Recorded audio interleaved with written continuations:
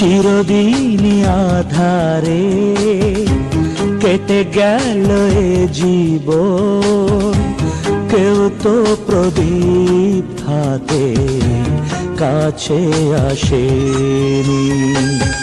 দূর থেকে দেখেছি পূর্ণিমা রাত আমি, কখনো আমার ঘরে জ্যোৎস্না ফোটেনি। চিরদিনই আধারে কেটে গেল এ জীবন, কেউ তো প্রদীপ হাতে কাছে আসেনি।